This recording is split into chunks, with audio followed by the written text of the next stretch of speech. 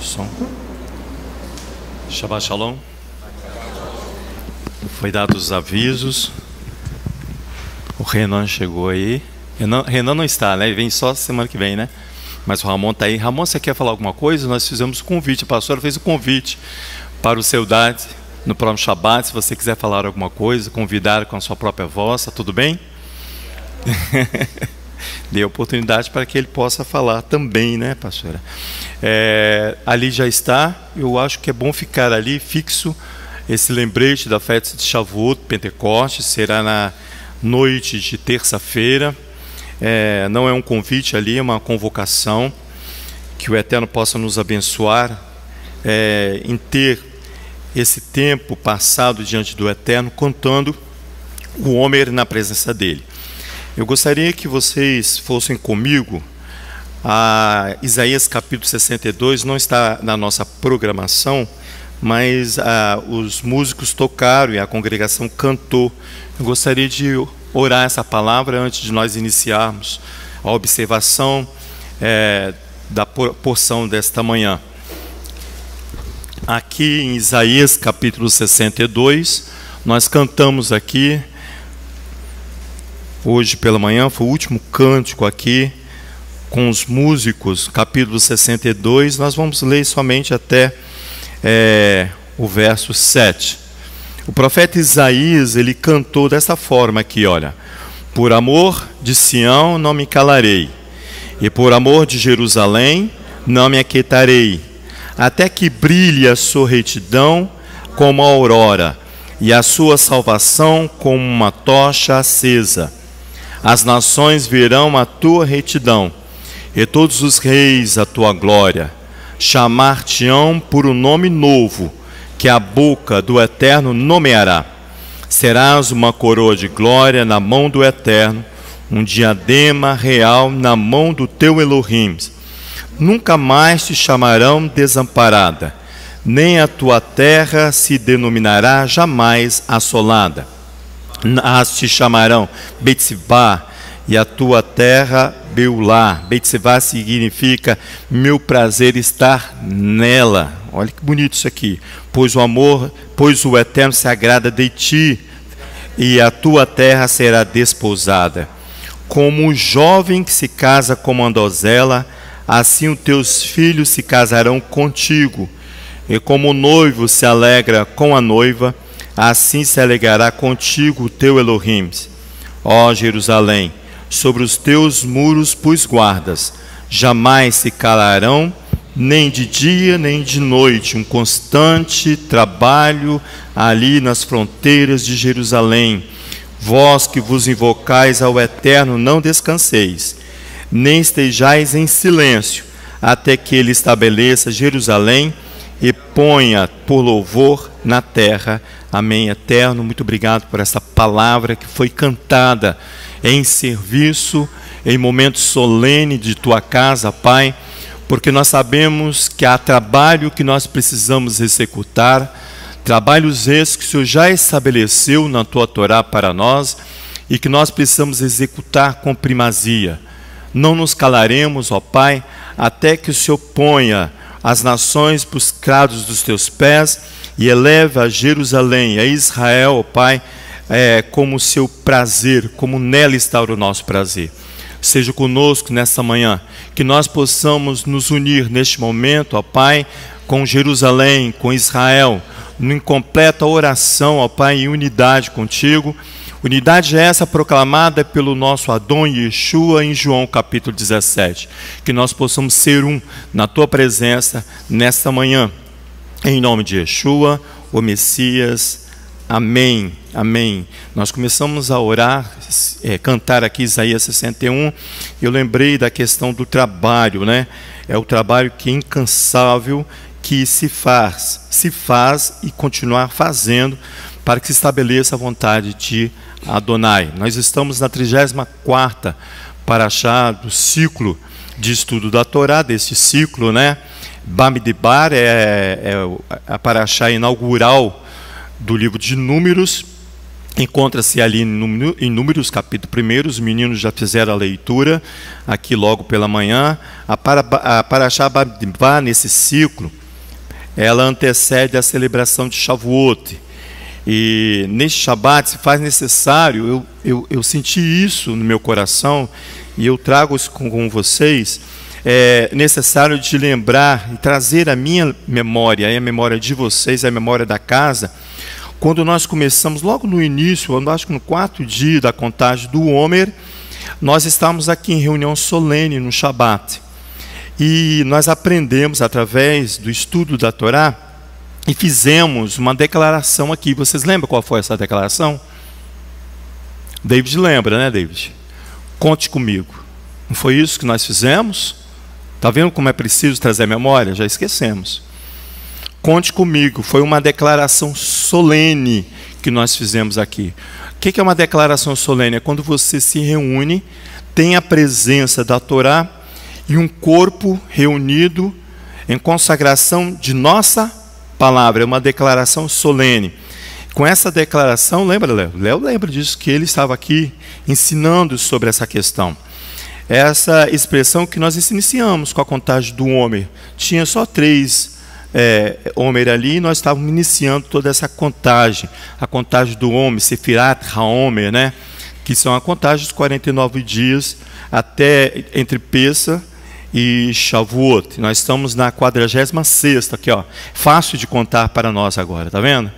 Ó, 46ª porção. Porque o Sefirat, irmãos, falam de uma contagem que tem em sua raiz, é uma raiz do verbo semita, o termo sapar, que significa contar. Esse termo, ele tem 2 vertentes: contar uma contagem física, contar objetos, contar cadeiras, contar pessoas, contar o tempo. É uma expressão de uma atividade numérica. Mas também tem a expressão de relatar, traz no contexto de narrar, anunciar, instruir. Então, o Sefirat HaOmer, quando você está aí, eu também, não é simplesmente uma contagem de tempo, mas é de uma instrução para que nós possamos chegar terça-feira à noite, estar apto para celebrar Shavuot. Isso foi um ensino que foi nos dado. Dessa mesma raiz de Sefirat, de Sapar, nós temos o Seper, que é escrita, o Shofer, que é escriba, e o Sefar, que é um censo, é encarregar as pessoas, é instruí-las. Quando nós estamos aqui, Léo, em reunião solene, expressando conte comigo, nós estamos consagrando a nossa palavra. Essa consagração, ela tem o mesmo peso de voto diante de Adonai, porque nós assumimos com ele um compromisso. Esta casa, nós, cada um individualmente, mas como corpo, diante do Eterno, nós assumimos essa responsabilidade, e ela tem um efeito de voto para mim e para você. E a Torá ensina que quando eu faço um juramento ou um voto, eu tenho que cumprir, porque eu assumo um compromisso, o meu ser assume um compromisso com Adonai. Se você for comigo, vá lá, por favor, em Números capítulo 30, nós vamos avançar um pouquinho só aí do Números capítulo 30 para você ver isso. É ligar o seu ser a um compromisso para que você precisa realizar. E Yeshua diz que nós não sabemos trabalhar. Olha só aqui em Números capítulo 30, fala do voto aqui, né? Olha o verso 3, só o verso 3. Não, o verso 2, né? Quando o homem fizer um voto ao Eterno, ou um juramento, impondo restrições a si próprio, não violará a sua palavra, segundo tudo aquilo que sai da sua boca, fará. É um compromisso, é isso que nós fizemos aqui, no início da contagem do homem. Conte comigo, o homem que vota um voto para Adonai, diz outra versão, ou faz um juramento para ligar o seu ser a um compromisso, a um liame, ele não profanará a sua palavra, ele fará tudo o que sai da sua boca. É um compromisso, um juramento que você e eu fazemos. E Yeshua diz assim, que quando eu não ajo desta forma, eu cometo um crime.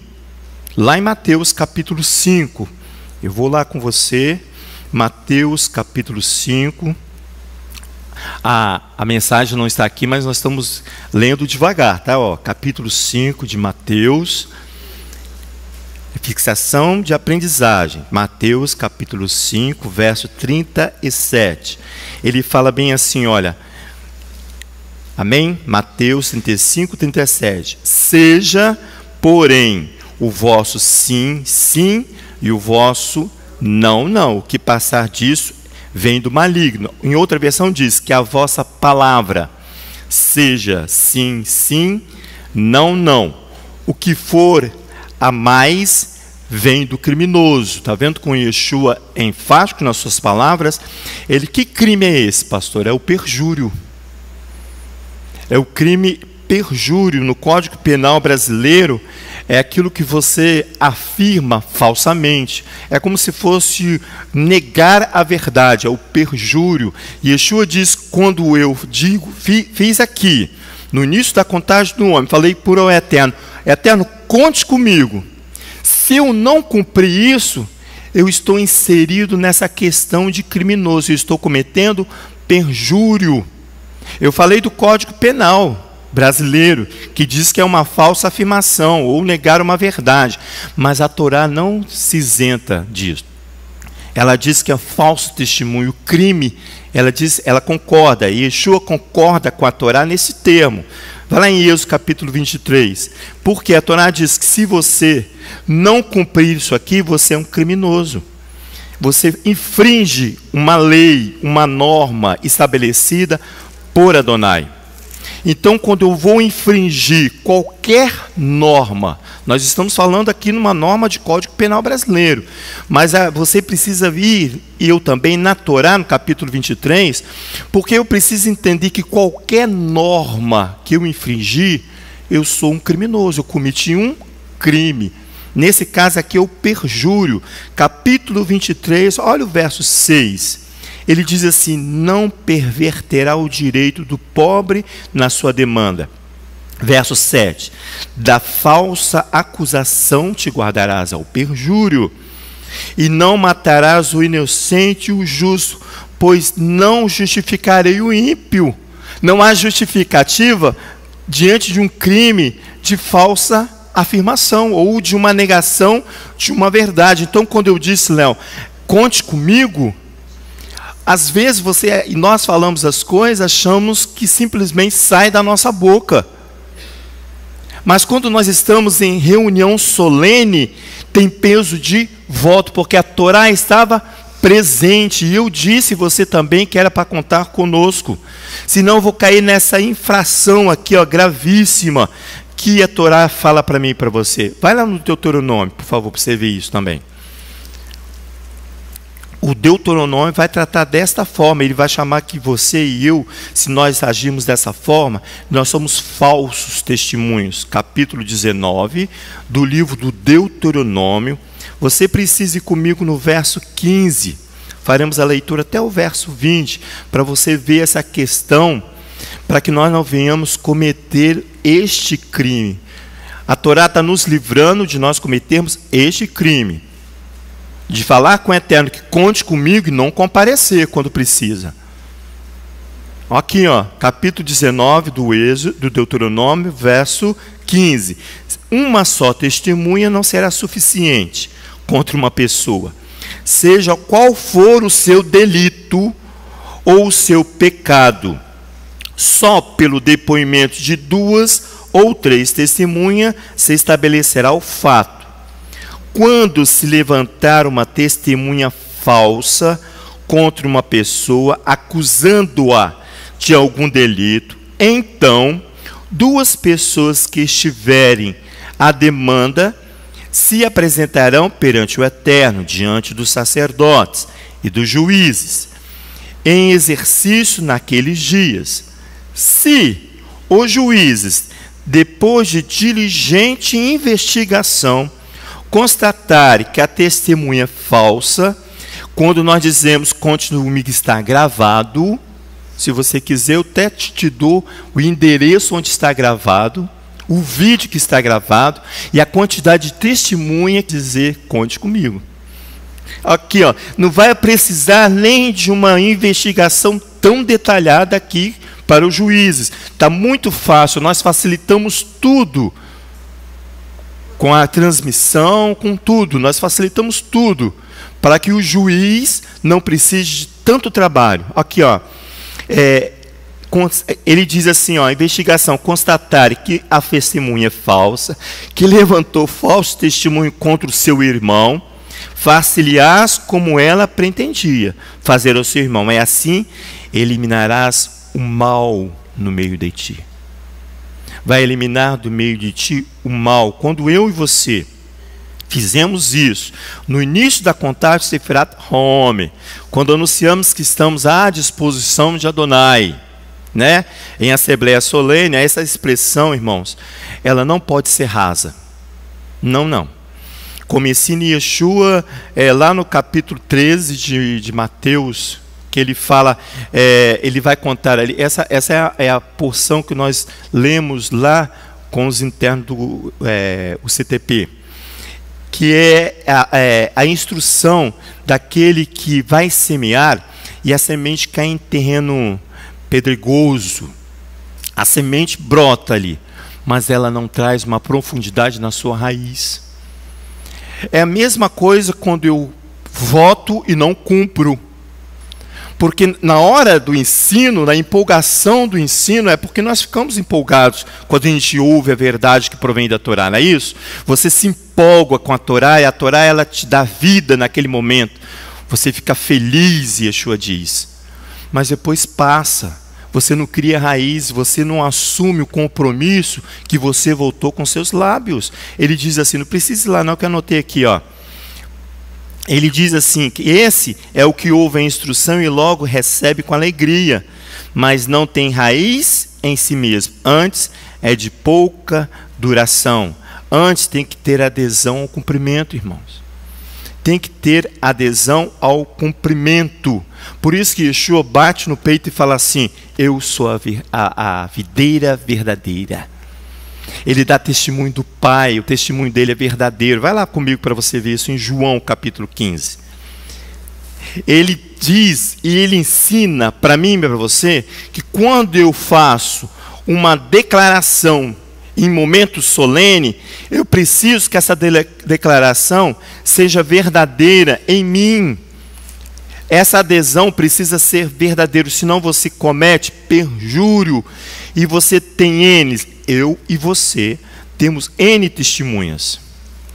De todas as formas que você desejar, o que juiz precisar. João no capítulo 15, Yeshua ali no verso 1 diz bem assim, eu sou a videira verdadeira, e o meu pai é o agricultor. Todo ramo em mim que não dá fruto, ele corta. E todo ramo que produz fruto, ele poda. É o tempo da ceifa, que nós vamos entrar daqui a pouco. Para que produza o quê? Mais fruto. Ele vai limpar o ambiente, para que ele diz assim, como é que diz ali no falso testemunho?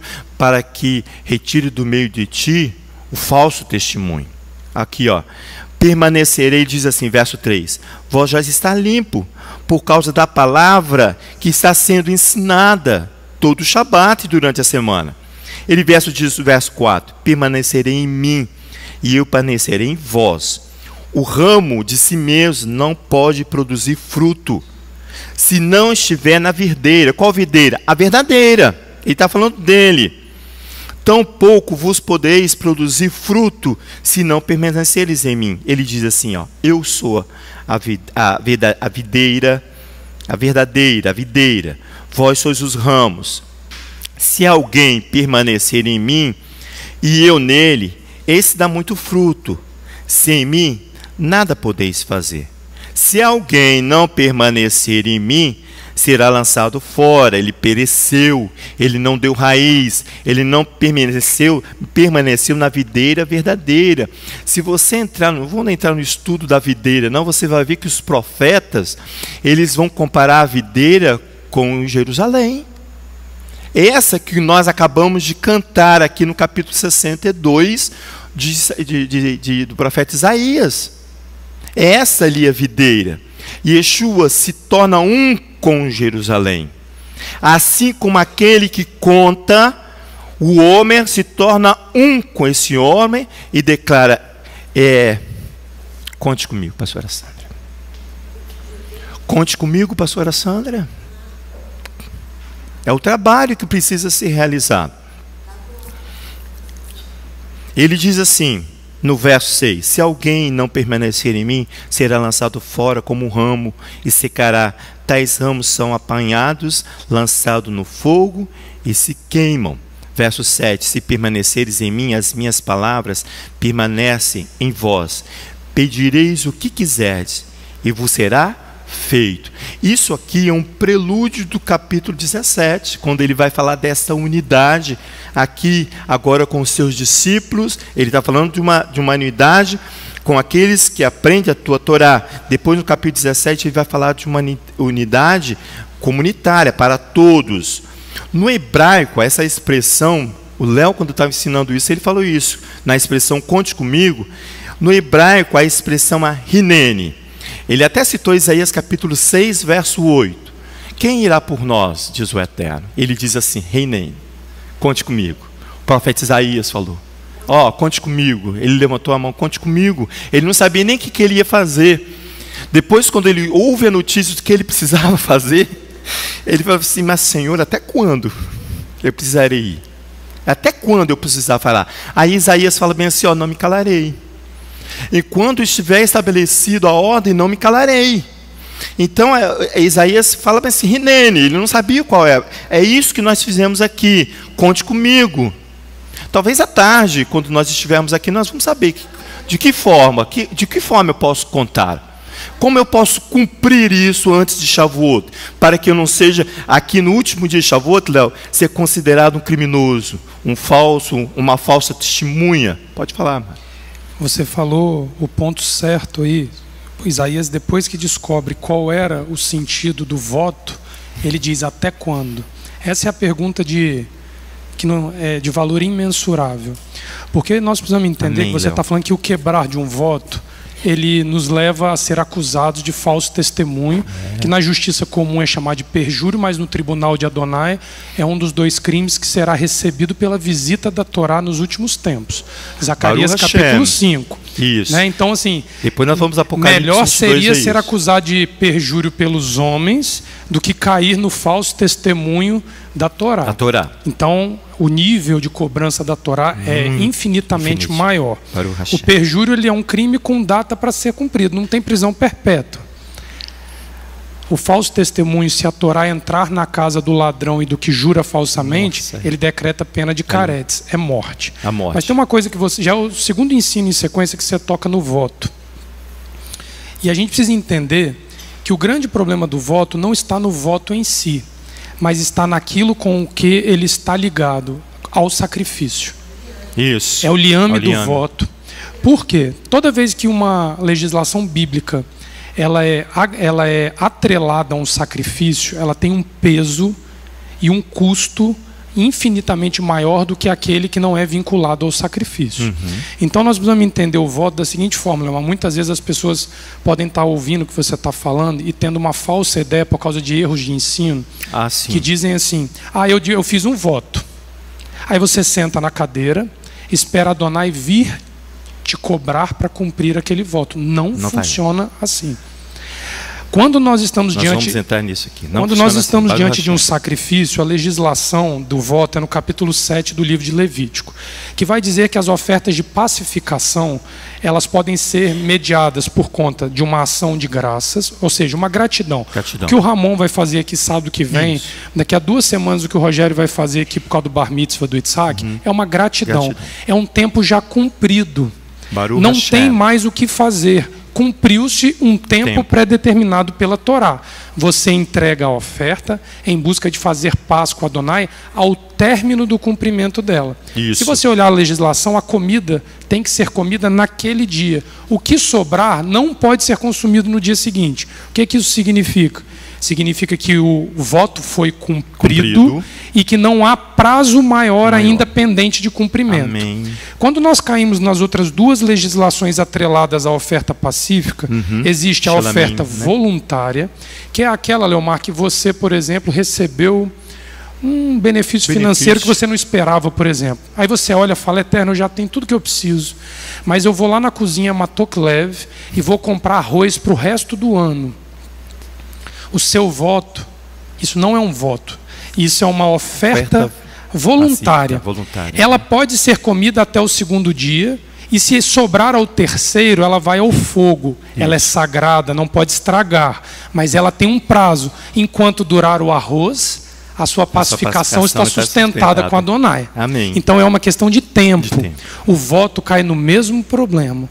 Capítulo 7 vai dizer que se a sua oferta de gratidão for voto, ele não pode ser cumprido no mesmo dia. Ele vai sobrar para o segundo, e se sobrar para o terceiro, ele vai ao fogo. Por quê? Porque se você e eu dissemos, como você bem lembrou, no terceiro para o quarto dia do Homer, dissemos, conte conosco, né? Foi. Conte conosco. A primeira coisa que eu preciso fazer é entender que liga-se um cronômetro de tempo. E que eu preciso começar a cumprir o voto de forma imediata. Amém. E sabe quando que termina o voto?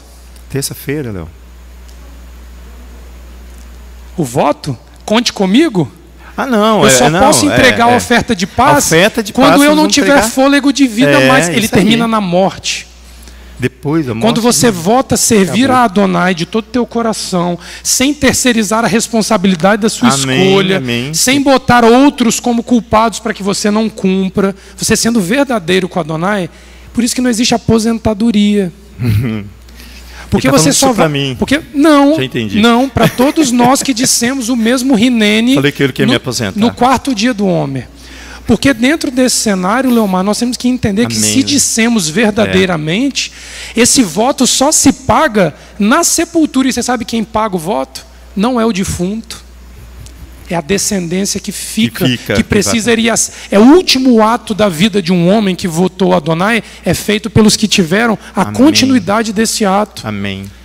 Então, se eu e você morrermos cumprindo este voto, nossos filhos e os filhos desta casa têm que, à nossa sepultura, fazer o nosso último serviço diante de Adonai. Por isso que os rabis dizem, cuidado com o voto. Cuidado com o voto. Cuidado. A Yeshua não aconselha, né? Cuidado disso. Não quebre votos. Aí as pessoas vêm, votam os filhos, votam a própria vida. Tudo. Na primeira indisposição com Adonai, comete perjúrio. Crime de falso morte. Testemunho. Falso testemunho. É isso aí. Tem que ter a noção desse peso que é um voto. Por isso que também o profeta Jeremias, quando ele está diante do Eterno, ele vê a situação grave de Israel, ele fala assim, Eterno, tu me iludiste. Mas ele falou assim, mas a tua palavra se tornou irresistível em mim. Preciso dizer, preciso falar, preciso cumprir. Por isso que o profeta diz, Hinene, eis-me aqui. Esse termo Hinene, ele vem de um provérbio chamado Hiné. Ele funciona, segundo os estudiosos, como um dedo instrutor. Esse Hiné, essa base aqui para Hinene, é o dedo instrutor. Você já ouviu aquela mãozinha que os escribas fazem para ler a Torá, o Sefer Torá? Aquela mãozinha de metal, o Yad? É isso aqui, é o dedo instrutor.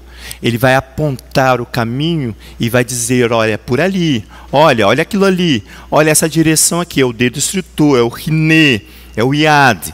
Ele chama atenção para uma pessoa, para que essa pessoa contemple, para que a pessoa olhe. Lembra que a pastora veio aqui e deu um monte de aviso? Gente, isso, olha aquilo, olha aqui a leitura, olha a torre, é isso que é Hiné. O outro está chamando a tua atenção para que você observe, olhe. Quando você vê isso, Moisés passa por isso na mão do Eterno. Quando ele fala assim, Eterno, eu não tenho condição de falar. Ele fala assim, olha, eu vou te dar Arão para você. Você precisa fazer isso, precisa fazer aquilo. Adonai está sendo Hiné para ali, para Moisés. Aí o termo, quando ele sofre uma alteração, ele se torna Hinene. Quando o pronome pessoal, eu, no singular, ou nós, no plural, anexamos ao Rinene, ele se torna Rinene. Aí, o dedo instrutor, ele se vira para mim.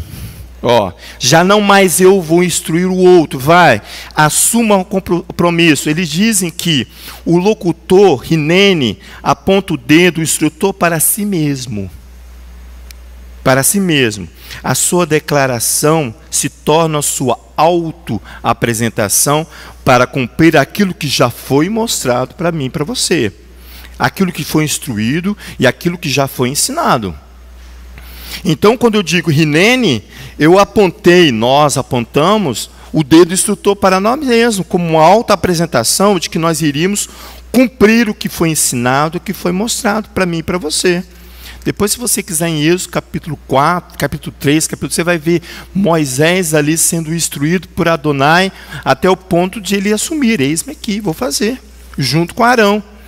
O objetivo daquele ensino no início lá, se eu estiver errado, você me corrige, eu quiser acrescentar também, é para que nós conseguíssemos, dentro desse período de Shavuot, alcançar e manter, dar continuidade à maturidade exigida no tempo presente, essa maturidade, que é o tempo da colheita, da maturação da cevada, que iniciou-se lá em Pessa. A cevada maturou, e quando ela matura, ela se torna na mão daquele que vai contar algo sagrado. E aquele que conta se une ao feixe, se torna um só. Essa é a contagem do Homer que Léo ensinou para mim e para você. Esse movimento é prescrito lá em Levítico capítulo 23, verso 15. Vai lá para você ver na Torá. Conta para vós, ó o dedo instrutor, conta para vós, no dia seguinte ao Shabat, e que conduzis o feixe do balanço. Na porção de Números Bad-Midbar, você lê ali a separação dos filhos de Levi para um serviço específico no Mishkan, no tabernáculo, e depois dá continuidade no templo. Eu falei Levítico, né? 23, né? Peraí. Levítico 23, verso 15, né? Diz assim, ó, fala de Shavuot. Contarei 7 semanas completas, a partir do dia seguinte ao Shabat, desde o dia que trouxeres o molho da oferta movida. Esse molho aqui, ó, da oferta movida. Você vai ver como é que eu e você se tornamos um com essa oferta. Esse molho, oferta movida, 7 semanas inteiras nós estamos cumprindo isso aí. Ele diz em outra versão, conta para vós o dedo instrutor. No dia seguinte ao Shabat, do dia em que conduzis o feixe do balanço, 7 Shabats, eles serão intactos. Os feixes, nesse momento que você começa a contagem, eles foram sacralizados, porque são momentos de reuniões solenes. A mesma sacralidade o levita vai exigir quando ele vai balançar a oferta diante de Adonai. Ali, Léo, os comentaristas da Torá dizem que o levita, o sacerdote, ou o ministrante que vai mover a oferta, ele se torna um com a oferta movida. É um só ali diante de Adonai. Por isso que ele fala aqui, ó, o feixe dos balanços são intactos, são sacralizados diante de Adonai. Números capítulo 8, aqui mesmo na porção, mais à frente, na próxima semana, ele fala aqui em Números capítulo 8, quer ver? Deixa eu lá com vocês, Números capítulo 8.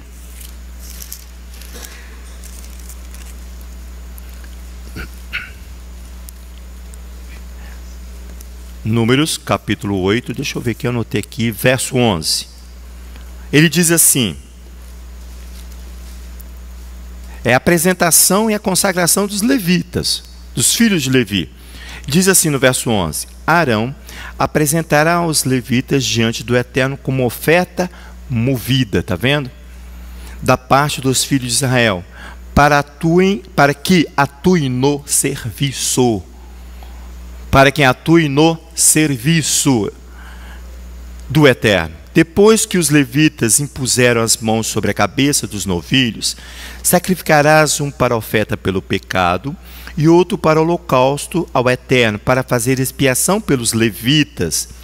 Colocarás os levitas em pé diante de Arão, e seus filhos com gestos os apresentarás em oferta movida perante o Eterno. Diz assim em outra versão, verso 11: Arão balança os Levi com balanço, faces a Adonai.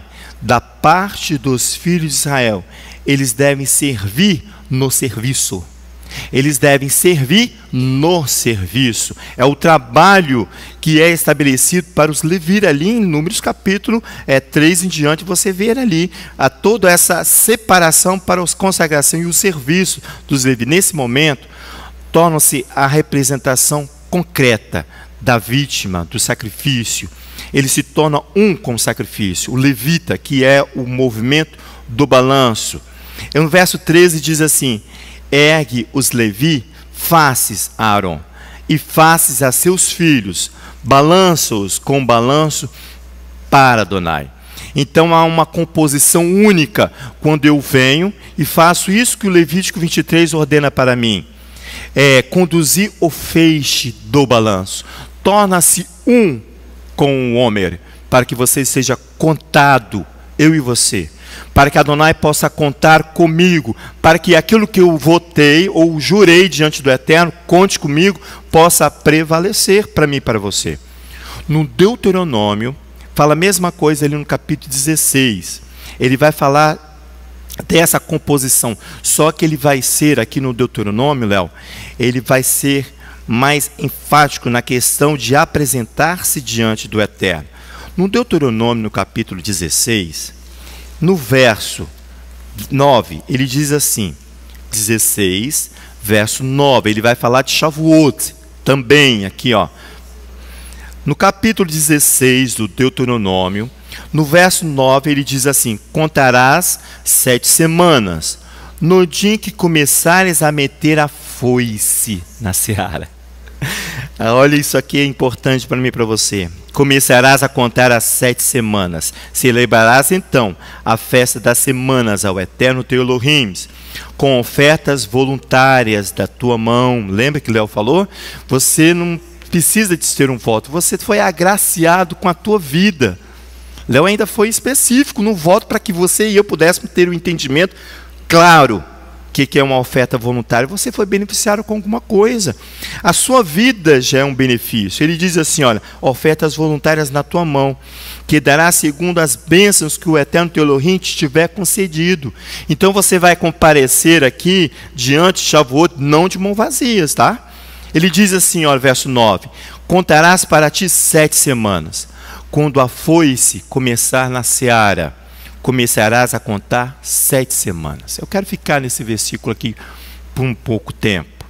A foice aqui, no hebraico, hermes, é um instrumento cortante, apto para cortar, apto para a ceifa. Tem na Torá a sua aplicação de separar. Ele vai separar ali, na hora que ele for cortar, o que alcançou maturidade do broto da planta que definhou pelo caminho. A foice, ela vai fazer esse movimento. Quem é agricultor sabe como é que se manuseia uma foice. A Torá diz que ela, na sua aplicação, vai separar aquele que teve a sua maturidade daquele que definhou. A foice também faz alusão, não vamos entrar nesse contexto, de um tempo concluído. Lembra que Léo falou? Terminou-se um tempo determinado, que os cristãos gostam muito de discutir a questão do juízo final. Mas está lá na Torá. O profeta Joel, Apocalipse, fala muito bem disso. E Yeshua diz que o reino de Elohim é semelhante a essa foice, pastora. O reino de Elohim é semelhante a essa foice, que vai erguer aquele que alcançou maturidade no cumprimento da tua palavra e aquele que definhou pelo caminho. Vai lá em Marcos capítulo 4 para você ouvir a voz de Yeshua ensinando Torá para mim e para você, no capítulo de Marcos 4, no livro de Marcos, capítulo 4. Ele diz assim: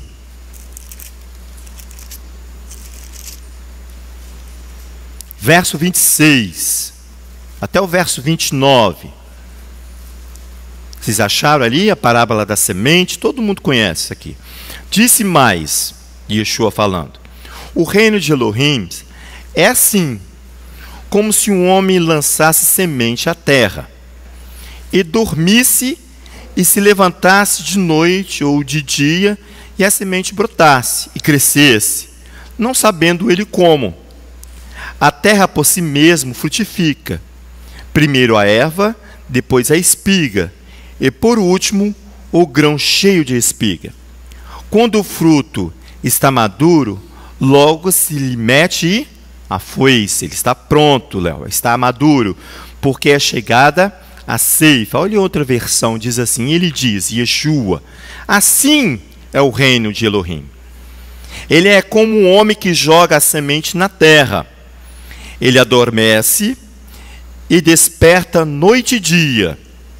A semente germina. Está vendo a diferença? Há uma sequência ali. Ele desperta noite e dia e a semente está germinando. Ela cresce. Ele não sabe como. A terra por si mesma produz o fruto. Primeiro a erva, depois a espiga. E em seguida enche-se de trigo a espiga. Olha o verso 29. Mas quando o fruto está maduro, logo ele envia a foice, porque é chegada a colheita, a ceifa. É esse tempo agora. O que ficou de pé será levado como oferta. Lembra que eu falei que você, aquele que conta o homem, se une ao homem, é um só diante dele? Pois é, se você permaneceu, ele diz assim, se você teve a sua maturação, se você alcançou maturidade, se você ficou de pé, será levado como oferta ao Eterno. E Yeshua fala assim, é Yeshua que fala? O profeta Malaquias, no final ele diz assim, então vereis a diferença entre o puro e o impuro, não é isso que ele fala ali? Entre o justo e o ímpio. E o que serve e o que não serve, Adonai. A foice vai fazer essa separação. Por isso que ele fala, Yeshua fala assim, o reino de Elohim é assim. Ele vai fazer essa separação. Na separação, o melhor da colheita vai para Adonai. Sim, pastor, vamos lá. Que essa separação do servo e da serva, ele olha o coração. Porque às vezes a gente pensa, eu não vou servir porque eu não estou fazendo direito. Eu ainda não sei fazer. Ele conhece a predisposição do seu coração em fazer. Você já vai ser abençoado. Amém. Comece a fazer porque você vai aprender a fazer. Por isso tem um dedo instrutor que vai te dizer, olha, por isso que eu falei, à tarde, talvez nós saberemos. Se houver uma terra apta, igual Yeshua aqui, ó, que o instrutor vai lá e ensina, e de noite, quando acorda, o negócio já brotou, já floresceu. Exatamente. Então, ele precisa ter um coração predisposto a obedecer e começar. Com toda dificuldade, começa. Mas vai fazendo e vai aprendendo. Isso. Não é? A cada dia. A cada dia. Quer ver? Olha isso lá no profeta Isaías. Nossa, o tempo está correndo demais. Ou aquele negócio ali está errado. Lá em Isaías, capítulo 18, mas nós temos muito que aprender assim. Nós temos muito que agradecer ao Eterno. Em Isaías, capítulo 8, deixa eu ir lá.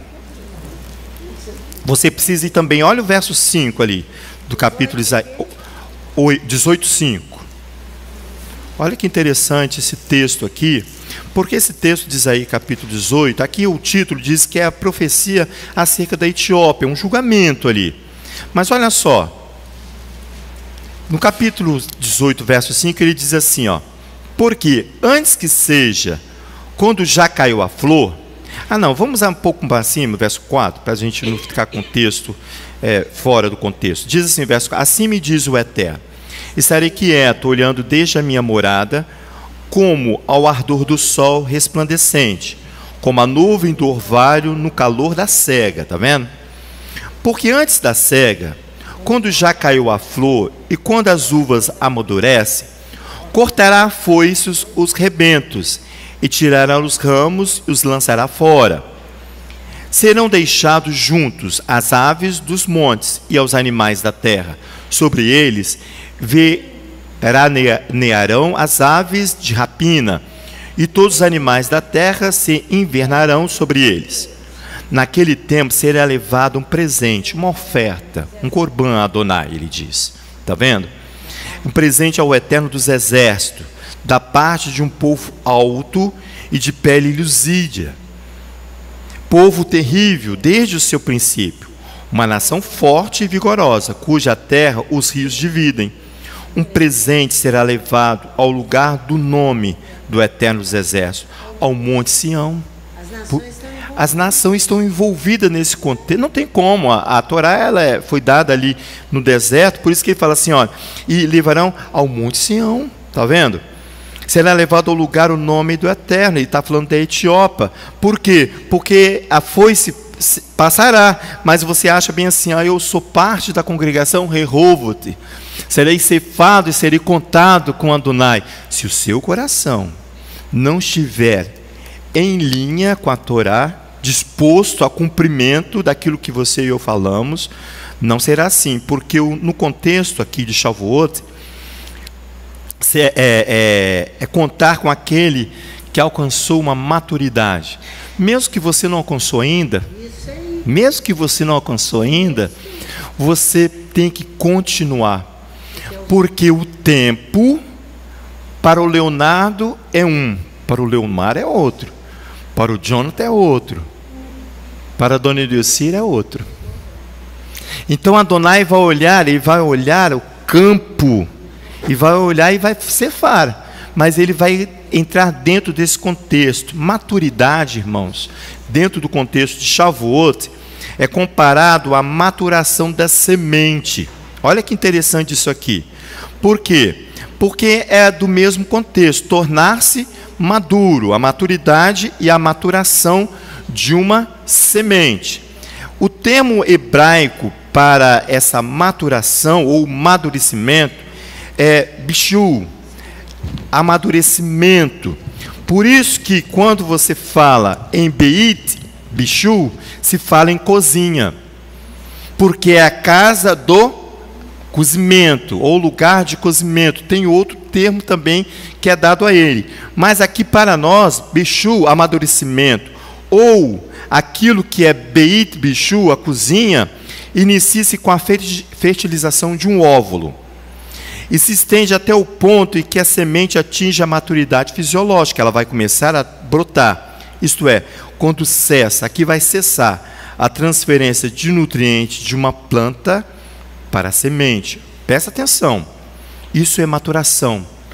Quando cessa, quando aquilo que te foi ensinado penetrou em você, já não tem mais o que te ensinar, você precisa florescer. Você precisa maturação, você precisa agir como uma semente. A semente, quando atinge essa maturação, Daniel está por aí? Daniel, posso me corrigir se eu estiver errado.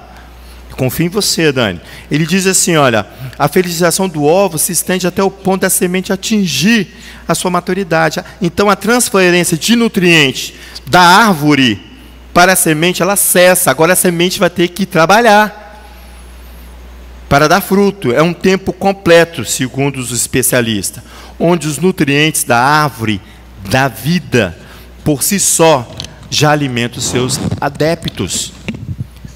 Por si só, alimenta os seus adeptos. Vai lá em Apocalipse, capítulo 22, para você ver esse tempo completo. Esse tempo aqui, Léo citou ele aqui ainda há pouco. Vai lá para você ver Apocalipse, capítulo 22, por favor. Ele diz assim, olha, no finalzinho do livro de Apocalipse, do verso 1 ao verso 5, diz assim: então me mostrou, do verso 1 ao verso 5, tá? 22. Então me mostrou o rio de água da vida, claro como cristal, que procedia do trono de Elohim e do Cordeiro. No meio da sua praça, em ambas as margens do rio, estava a árvore da vida, que produz 12 frutos, dando o seu fruto de mês em mês. E as folhas das árvores são para a cura das nações. Verso 4. Não, verso 3, né? Ali nunca mais haverá maldição. Nela estará o trono de Elohim, vai cessar, tá vendo? O do Cordeiro. E os seus servos o servirão. E verão a sua face. A sua testa estará o seu nome. Ali não haverá mais noite. Não necessitarão de luz, de lâmpada, nem de luz do sol, pois o eterno Elohim os iluminará. E reinarão para todo sempre. Os adeptos da folha, da árvore, por si só serão alimentados. Os nutrientes, você chega à maturação dessa forma. E Yeshua diz que nós não conhecemos este alimento. O alimento que vai nos nutrir nessa árvore. Ele fala de uma ausência, Léo, de maturidade que há em nós. Ele faz uma denúncia para nós, segundo o Messias, muitos dentre nós não sabem trabalhar. Muitos. Vamos lá no capítulo 4 do livro de João, por favor. É só voltar um pouco as suas páginas aí. João, capítulo 4.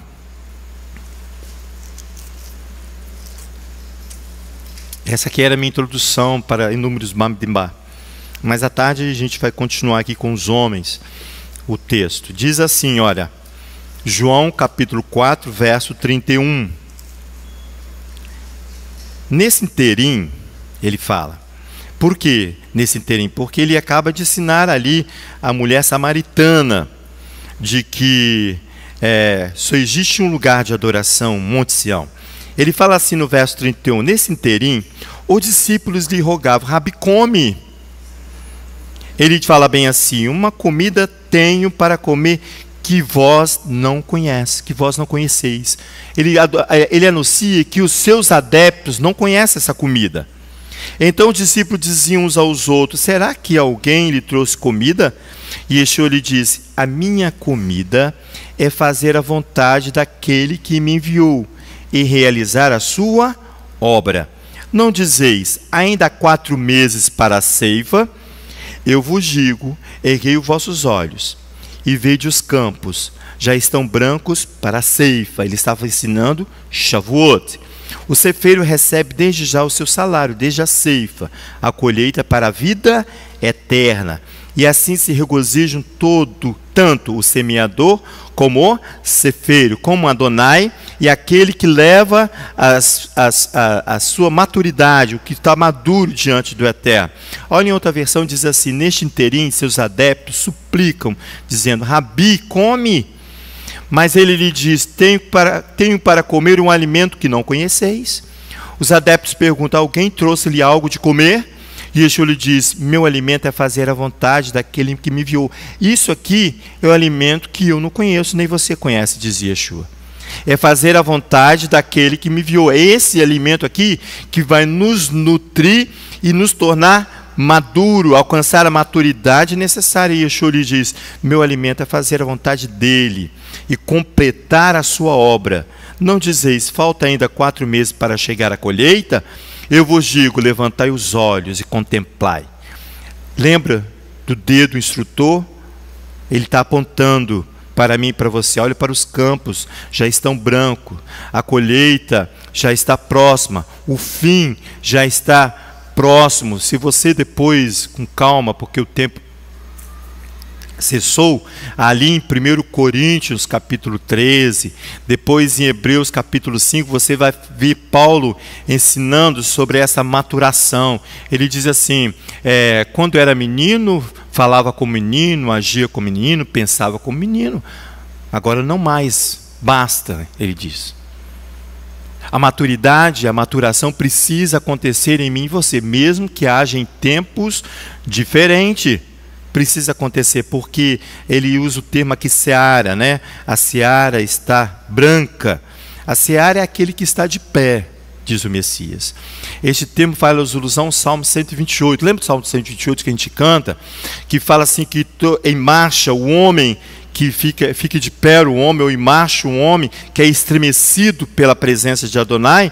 É isso aqui, aquele que está de pé. É esse que a colheita vai passar e vai separar do que aquele que alcançou a maturidade daquele que definhou. Ali em Isaías nós vimos que aquele que definha será deixado para as aves de rapina. Isaías 18, verso 5, ali você viu isso, nós lemos isso aqui. Ele diz assim: isto é o homem que está de pé, está em marcha, rumo ao exercício da vontade de Adonai. Eu queria citar aqui 2 nomes que têm uma postura de estremecidos por Adonai. Um é Abraão e o outro é Moisés. 2 homens que diante de Adonai estremeceram para fazer a vontade de Adonai. Esta é a bênção para Shavuot, diz o texto. A festa da semana que você precisa observar, que enquanto lá em Pessa nós contemplávamos a Matzot, exigido como mandamento para mim e para você, como instrução para mim e para você, mandamento ali na festa de Pessa, nós movimentávamos ali os pães, né? Você viu ali todo o movimento que nós fizemos. Durante algum tempo, 7 dias, nós comemos ali pão sem fermento. Em Shavuot, o balanço que vai se fazer são com os 2 pães, são os pães das primícias. Êxodo capítulo 34, verso 22. Eu vou ler para você. Ele diz assim, olha, essa é a bênção de Shavuot. Êxodo 34, verso 22 diz assim: é a festa da semana que nós vamos observar. A festa dos 2 pães das primícias, a ceifa do trigo, a festa da colheita e o princípio do ano vindouro, para que eu possa alcançar aquilo que nós lemos lá em Apocalipse, capítulo 22. Eu preciso comparecer aqui, em Shavuot. Eu preciso estar aqui para completar o ciclo de Pessa, para que você possa finalizar aquilo que você começou há 40 dias atrás. 40 dias, Léo? 47, né? 46, né? Aqui, né? 49 no dia que nós vamos fazer. Isso aí. Obrigado, Léo.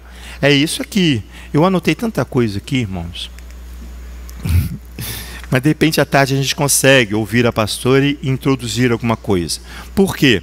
Porque quando nós fizemos aquele juramento público, nós fizemos diante de Adonai.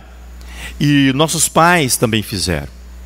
Eles chamam esse tempo de Zeman Matá Toraten, o tempo em que nos foi dado nossa Torá, recebimento de Torá ali no Monte Horebe.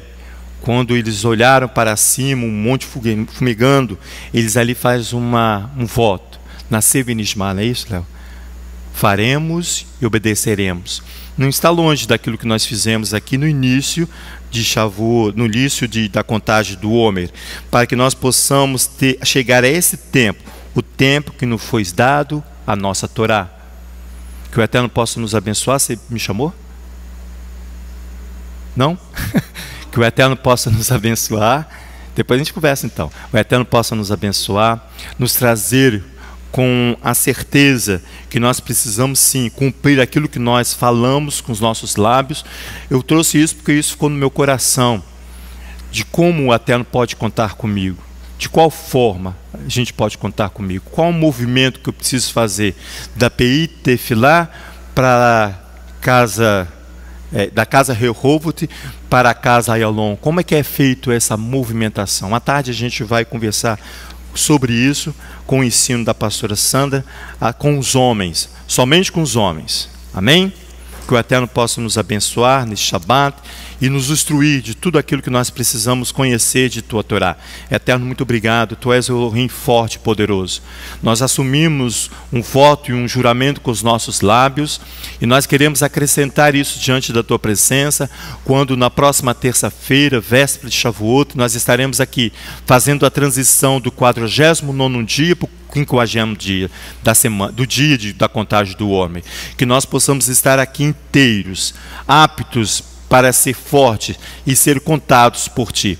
Que o Teu nome seja glorificado nesta manhã, que nós possamos glorificar sempre o Teu nome em tudo aquilo que o Senhor tem concedido a nós. Que nós possamos alcançar a maturidade exigida na Torá para cada um de nós. Não somente nós que estamos aqui, mas aqueles que ainda hão de vir a conhecer o Teu nome. E aqueles que mesmo de longe formam um só corpo na Tua presença, em nome de Yeshua, Messias. Amém. Yevarecha Adonai Verishmerecha Yahé Adonai panavelecha vichuneca, Issa Adonai panavelecha, viasemelecha shalom, Bishan Yeshua HaMashiach. Amém. Que o Eterno nos abençoe e nos guarde, que o Eterno faça resplandecer o seu rosto sobre nós e tenha misericórdia de nós, que o Eterno sobre nós levante o teu rosto e nos dê o shalom, a paz, em nome de Yeshua, o Messias. Amém.